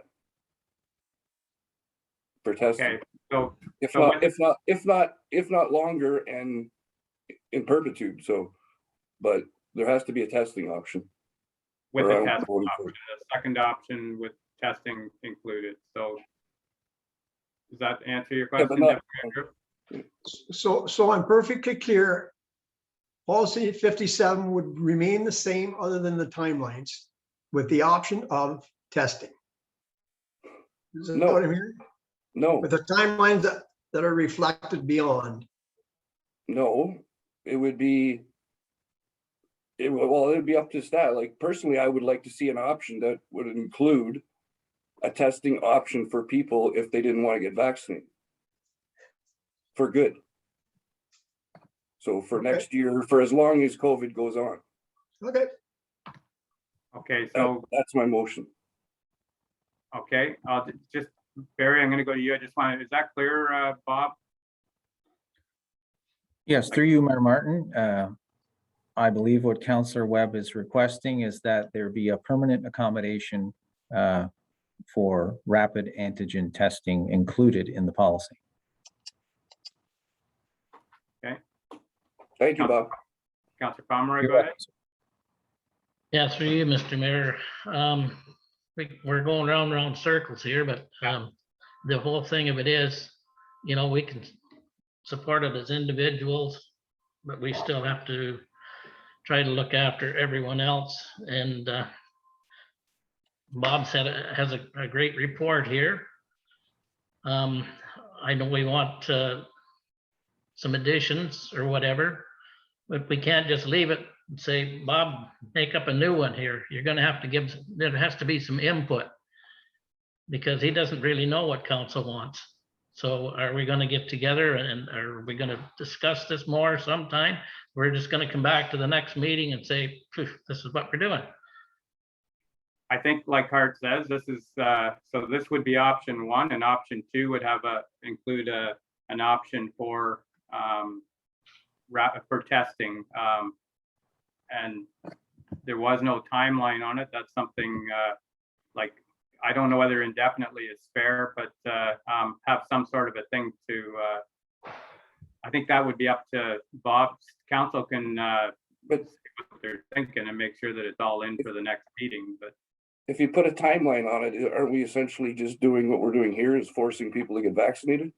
Whether it's 1 Eventually, month or 3 months. Probably eventually it's gonna come down to that. And that's, because well, that's what I'm opposed to. Because this council, as a municipal council, has no right to be legislating, you know, medical treatment on our employees. Whether you think you do or not, you don't. Yeah, okay, so yours is indefinitely, so I haven't got a seconder for it. So I, you know, and I'm not getting that from everyone, but I'll see, is there a seconder for Councillor Webb's motion to add the testing in there indefinitely? That's, I think that's what Deputy Mayor Giroux was questioning there too, so. Is there a seconder for that? Through you, Mr. Mayor, I believe I already second Okay, sorry. Councilman Webb's previous motion. It was just clarified. Okay, thank you. Okay, Thank you, so we do Councillor have Ellis. okay, we have a mover and a seconder for to add to the next agenda a second option, which would include indefinite testing. So, okay, is there any other questions or comments around that? Go ahead, Deputy Mayor Giroux. thank you, Mayor Martin. Will there be a provision in that for those people that are coming to work that are vaccinated and those that are getting the testing, and will force one that is tested to work with one that isn't? But what's the fear of working? If you're vaccinated, what are you afraid of? Answer that question. You can still get You it. can still get COVID. when You can get the flu. You can get the cold. Cold. That's Well, fine. I'm just, how far do Okay. you want to take this? I'm not debating. Okay. Well, that's, it needs to I'm be debated. asking the question, is there Yeah. going to be a provision? So the motion is on the floor. Thank you, Dave. And it doesn't sound like that's even come into it, and that will come into it eventually. And it has already in other areas, but right now the motion is indefinite testing. And it should say at their cost, not our cost. But it isn't even in there yet. So that's another part of that that'll be debated. Councillor Why Webb. would that be, why would that be at their cost? Why? Why wouldn't it be considered as a benefit? We pay thousands of dollars in benefits for our employees. Why wouldn't that be covered under something like that? Why should the taxpayer pay for somebody to that when a majority are tested? This is something that can keep going. Well, this is the We're gonna stick to the motion. We'll Is just it the stick to the majority motion. rules or what is it? So we're gonna have to stick to the motion here. So the motion is indefinite testing, and it doesn't have anything else around it. So it'll come back to the next meeting and we'll see where it goes. But there's lots of good questions here, and you know, it's been something that's been going on for a long time, and it's really hard. But we have to make some tough decisions, and this is one of the tougher ones that we have to do. And we need to get it done. So Councillor Pomeroy, speak to the motion, and then Councillor Ellis, and then I'm going to call the question. Yeah, I think indefinite is something that we might have to look at if we went with that option. Because maybe 3 months down the road, things are going to change on people's minds, you know, on how we handle this. It's like I say, it's you're a believer or you're not a believer, and you can argue all day, and we're still going to be in the same predicament. This way that Councillor Webb has made the motion, and Councillor Ellis has seconded it. I think it will give reprieve for a short time, and I don't think that we should go indefinite on the testing. You know, there should be a time limit on that. Thank you, Councillor Pomeroy. Is there any other comments or questions with regards to the motion? And then we'll move on here. I'll call the question. Go ahead, Councillor Ellis. Yeah, just without prolonging this any further, the intent of what the motion does is making sure still that our staff is going to work safely through the rapid testing. If you're one of those people that there's a list of people that have different views, whether they want or don't want the vaccine. So when Joe Blow says, I can't take the vaccine, but he agrees he's going to have a rapid test go to work to make sure he's not contributing to COVID-19 because he's had a rapid test. So that's where I'm coming from regarding the change here in the motion. It's not to make things unsafe, but it's giving the option to somebody that cannot or won't get a vaccine. He has to have a rapid test. Yeah. Employees are working safely. All right. Well, thank you, everyone. You know what? We got 5 people here, and it just shows how it works. Everybody's got their own opinion, and we're going to get through this eventually. So, Bob, I'm going to call the question here on that. I thank you for your report. You know, it's not easy.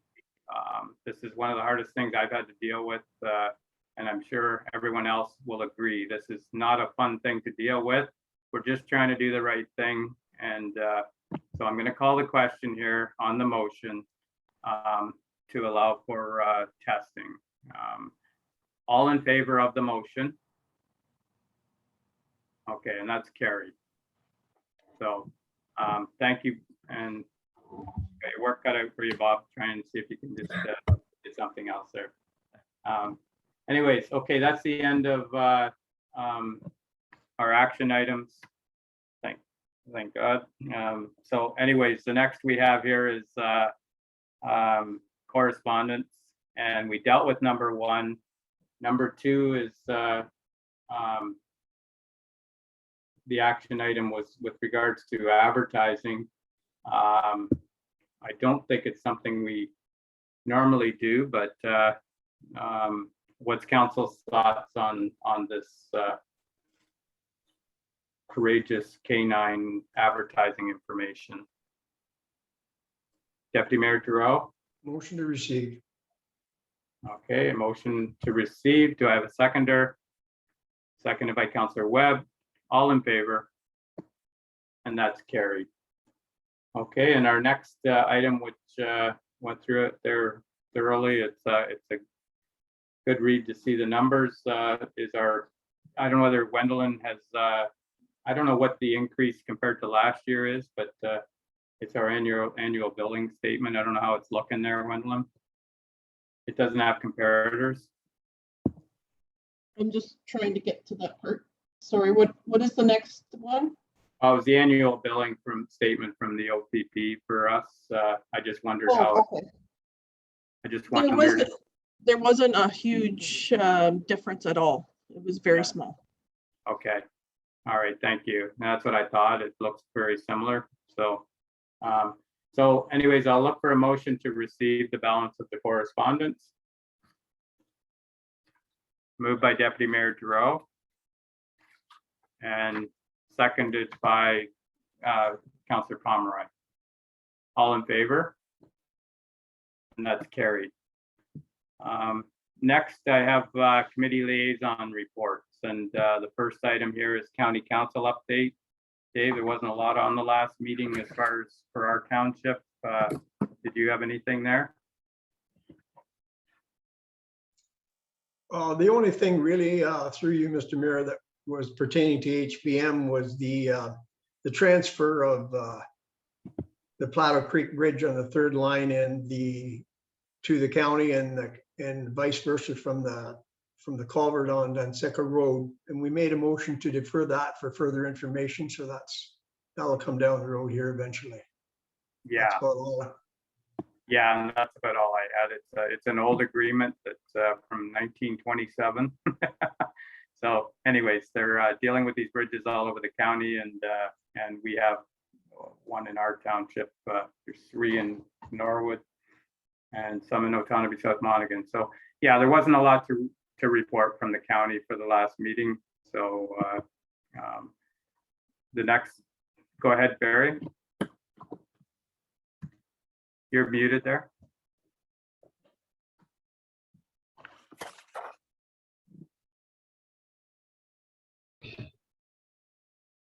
Yeah, through you, Mr. Mayor. I think there's was a motion made back in 2011.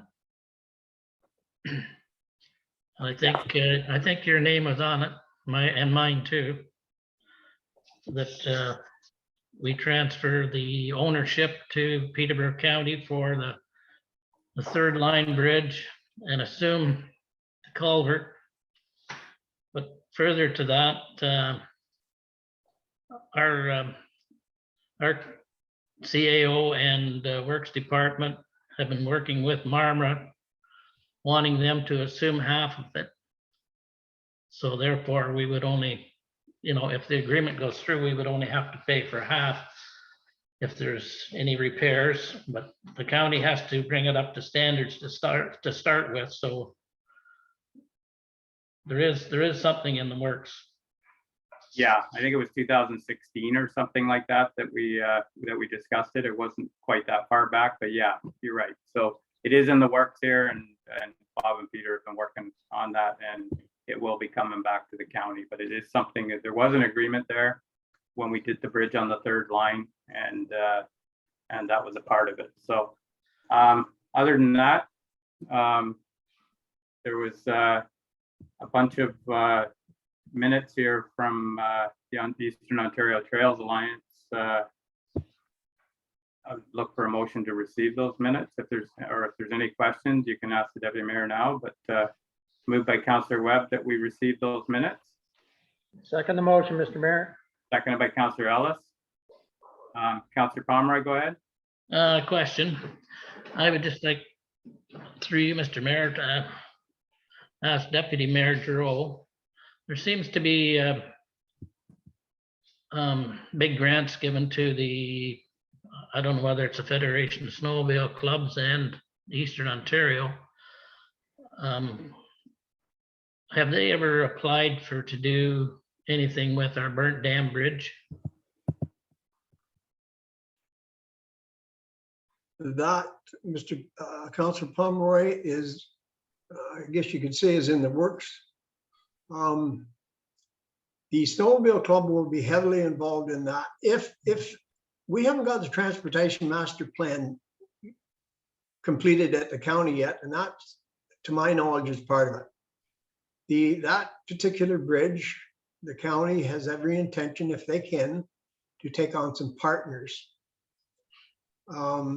That'll be a decision of this council if that happens or not, or whether we don't want to see it taken out.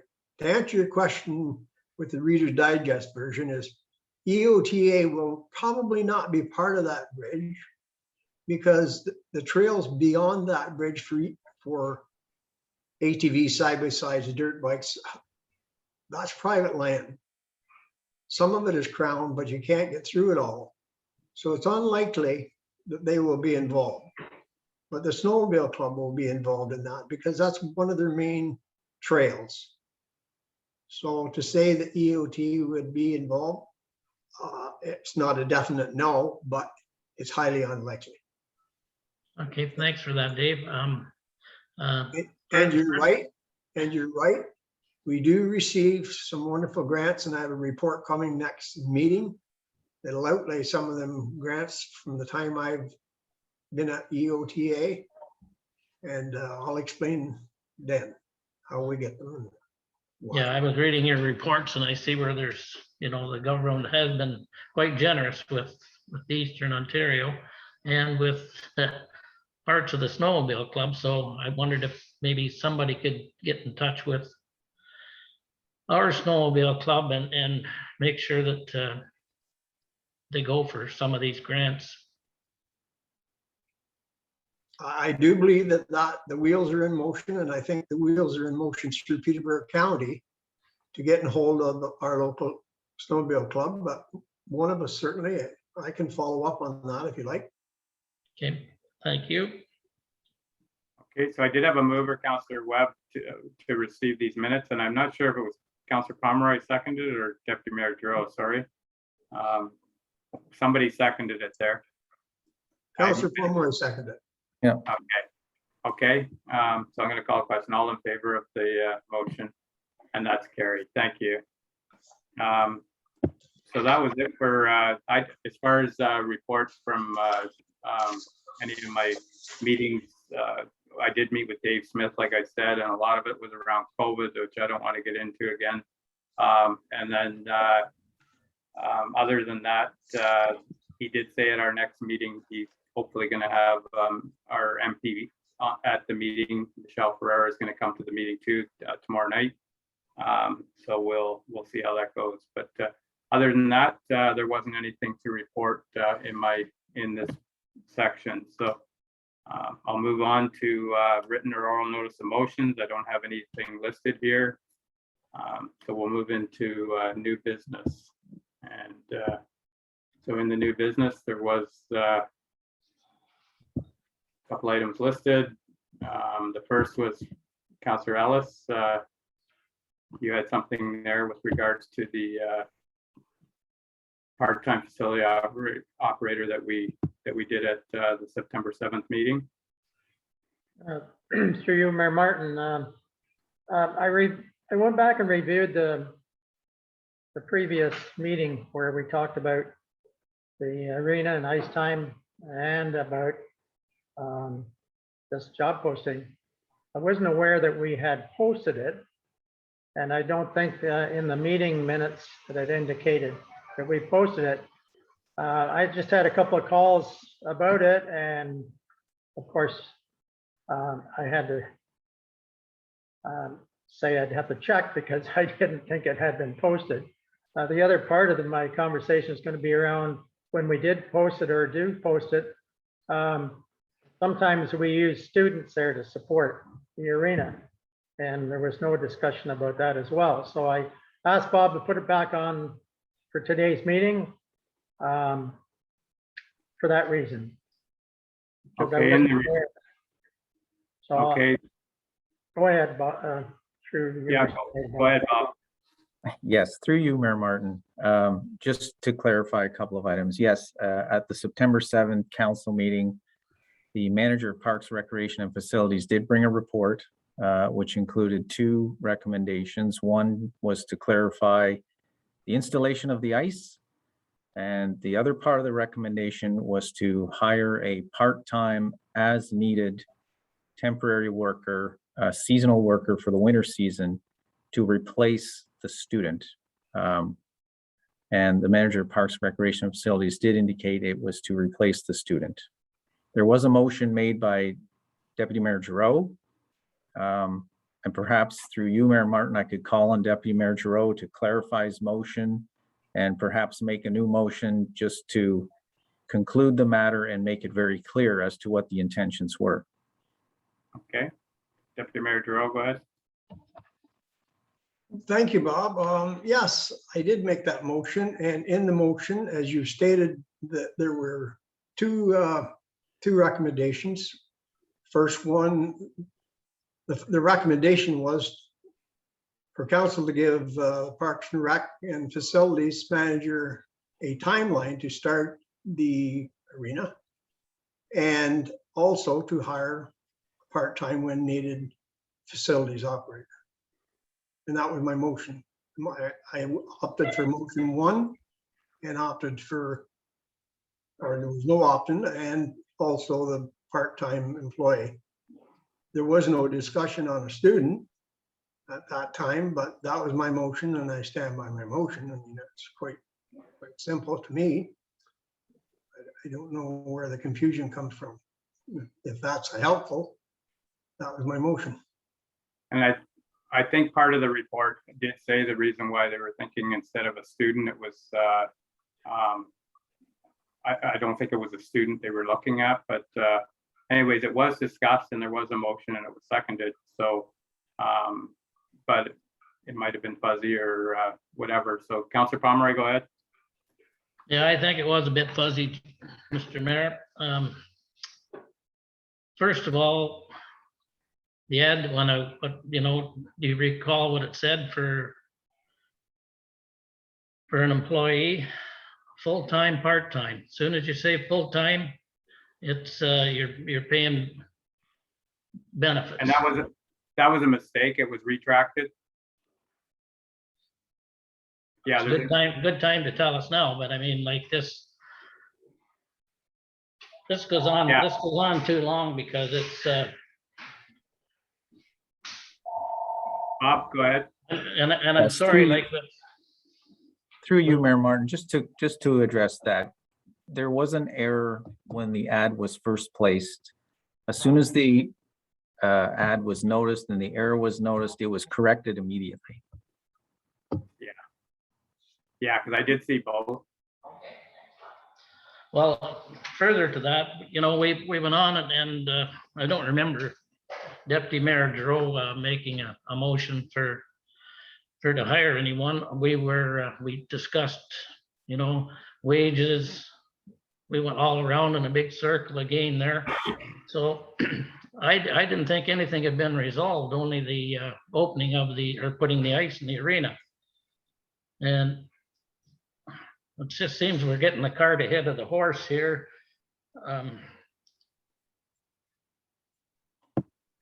So the recommendation in the report said that council provides direction to which option they would prefer for the ice installation schedule, and that staff is hereby authorized to advertise and hire the position of 1 part-time facility operator for the winter season.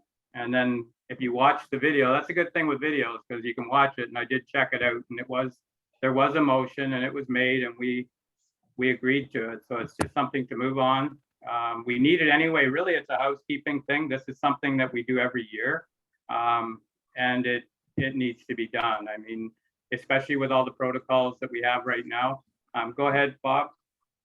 Yes, through you, Mayor Martin, if I could just ask perhaps Deputy Mayor Giroux or another councillor, if you wish to move that motion specifically for the hiring of that part-time seasonal person for the winter season, it'll just clarify it. And if we have the motion right now, we can end it.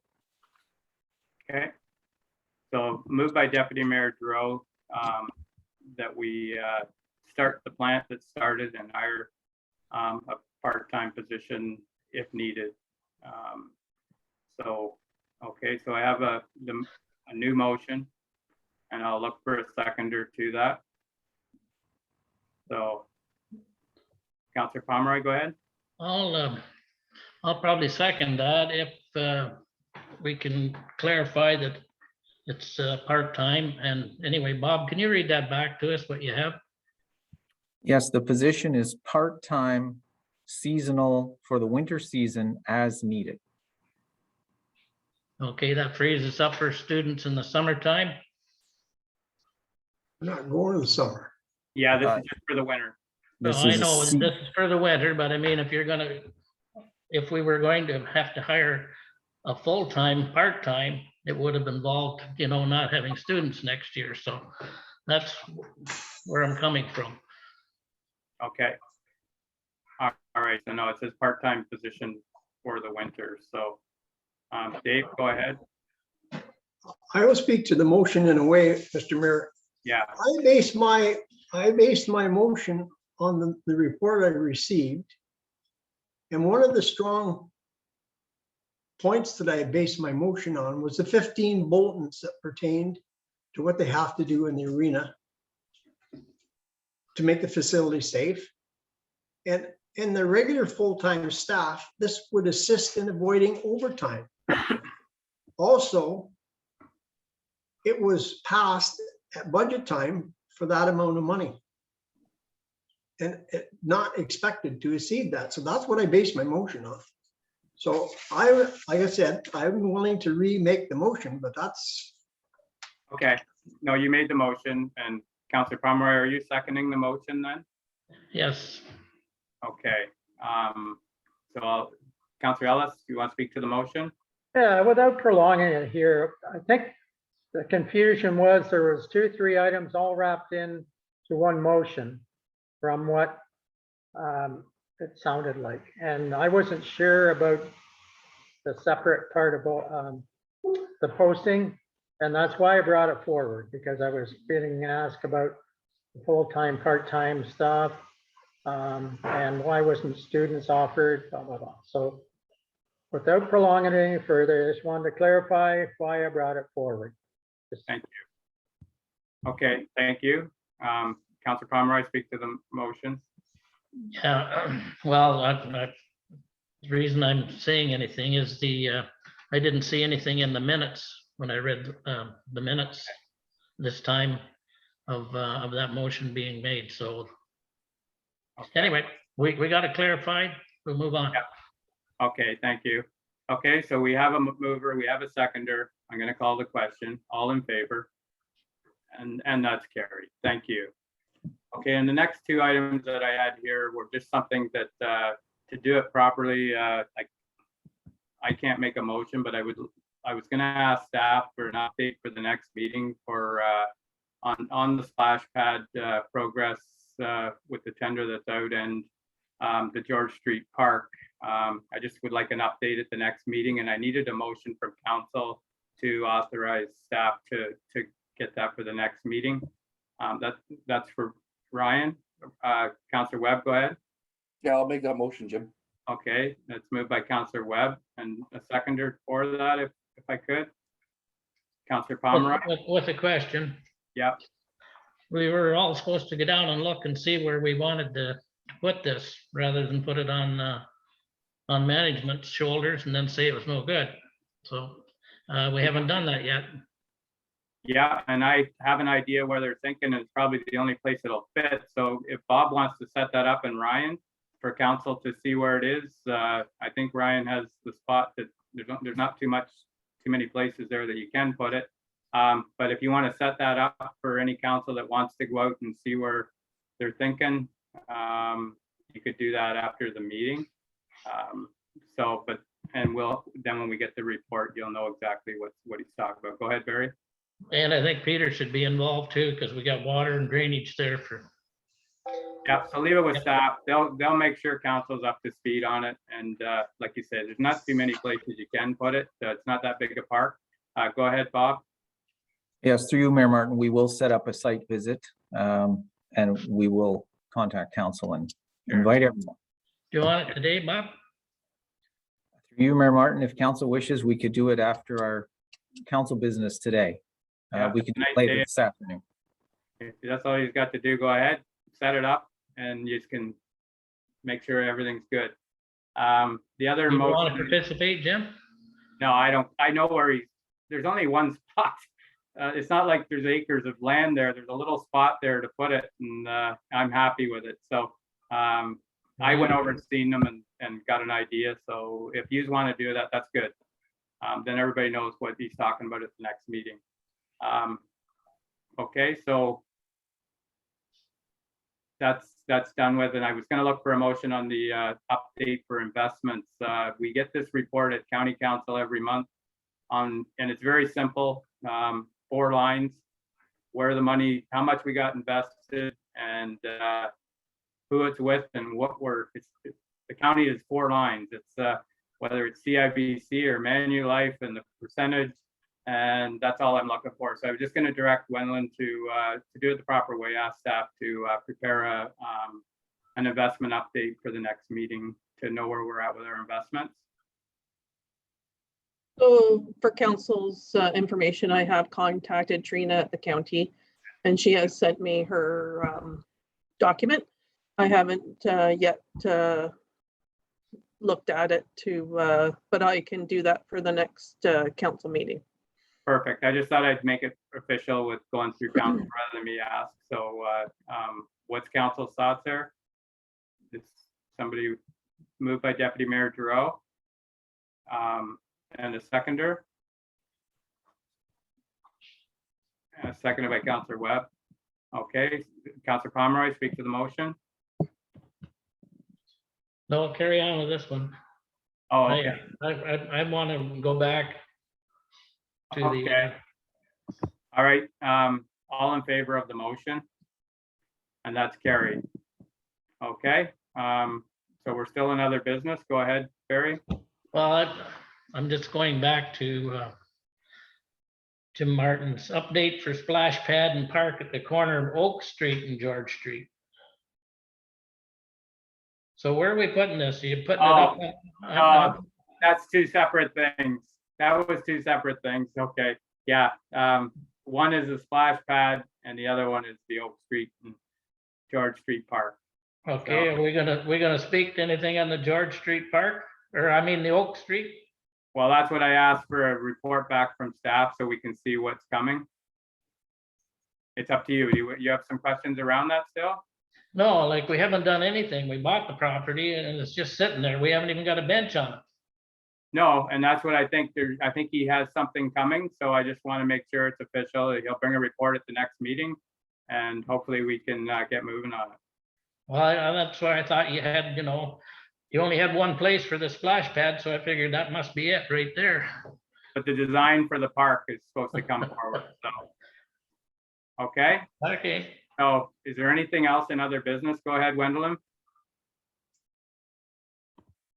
Just for council's information, we have applied for a grant as well for that park. Ryan has gotten the designs done. So we have, we're just waiting on a confirmation if we're successful or not on that. Thank you. Okay, any other questions in other business? And we better get moving. We do have to go into close at noon. Go ahead, Councillor Ellis. Just a couple of quick ones here. Councillor Hart and I are getting ready to attend another Matheson Street meeting coming up, and I'm told on the weekend that the 4-wheelers are in there doing their normal tear and rear and tear. So I was wondering if there was any discussion at the Police Services Board meeting about that certain issue and what their plan is to help support the Matheson property. So we have, it's next week, the Police Service Board meeting, so I'll find out. Anytime I've checked on it, there's been nobody called it into the police, so if nobody calls, they're not going to deal with it. But this one here, I don't know. I didn't hear about it on the weekend. I've heard about camping. That's about it. So So can that be brought up then through It you, will Mr. be. Mayor? It will be anyways, yeah. Okay. One other little thing, I got a complaint about our County Road 50 parking lot for ATVs, people dumping their crap there, their garbage.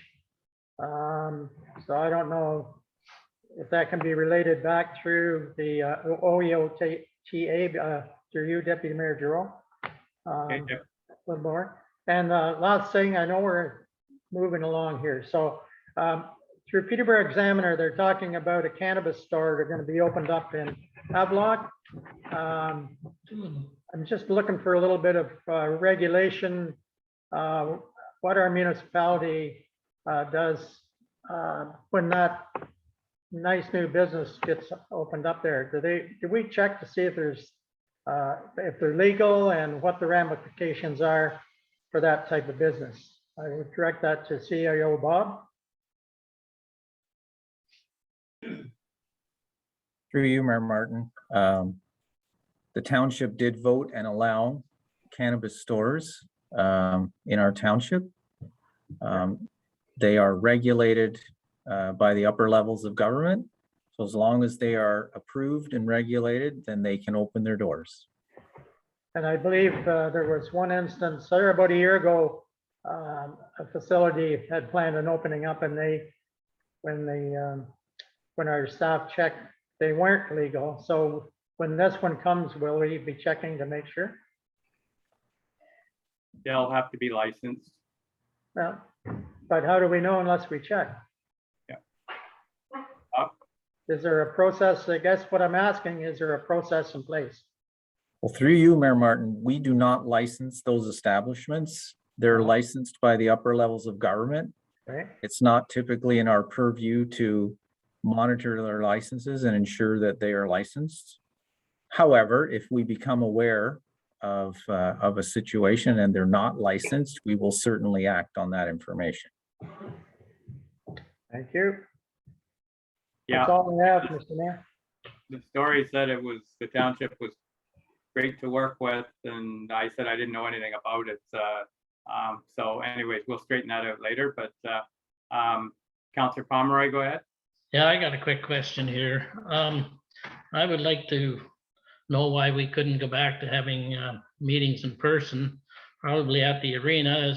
As we all know, it's only a year until election time. I think it's only fair that if, some of us, I know, won't be around the table next year, or I know I won't be, and whoever else, but it would be nice if they wanted to come out and sit and watch a council meeting and see what's going on. Like Zoom is great, but it's not personal. And I think it would only be fair to any people that want to run in the next election. So I spoke to Bob about that last week, and to see if there's a way we could start to, as soon as we get the agreement done with the Lions, maybe we can look at trying to set it up over there, like you say, and hopefully we can do that in the next little bit here. We are going to start working on to get the camera set up over there and things like that, and proper tables to sit at. And yeah, we're going to work around that, Barry. I did talk to Bob about it last week to see if we could come up with a plan to get this happening. Yeah, I mentioned it to him too, and it's, we got to get on with this, and there's not nothing for an agreement. I mean, like we've spelled out to them what they want. I think it's a great agreement. I think Bob has been in touch with the Lions Club, and I don't think they have anything wrong with it neither, because they don't have any money and we're bailing them out for 6 months anyway. Okay, so we are working on it. Hopefully we'll have something here soon. So, we'll get it set up so we can get the cameras in place and do things right. So, Deputy Mayor Giroux, go ahead. And then there was a question around garbage and the OCA, so you could address that. Can I go backwards, Mr. Mayor, just for a second? Yeah. Our CEO clerk advised us a minute ago or several minutes ago that council passed a bylaw that the marijuana stores, that we would accept them in our village? There was a bylaw passed to that effect. Something like, that was a long time ago, but there was something because it goes around you can't be close to schools. And I do remember that part of it, Bob. Yes, through you, Mayor Martin. At the time, there was an option that was provided to us from the provincial government. There was funding available if we accepted the stores in our municipality, we would receive the funding, and we did do so. Thank you. I wanted to clarify that because I do remember that. And that's what it was all over. Thank you. Thank you very much, Bob. So, okay. All right then. So that's all I have under other business. I'll move on here to the confirming bylaw. Looking for a motion to confirm today's proceedings. Moved by Deputy Mayor Giroux, seconded by Councillor Ellis. All in favor? And that's carried. And a motion to adjourn is Councillor Pomeroy and Councillor Webb.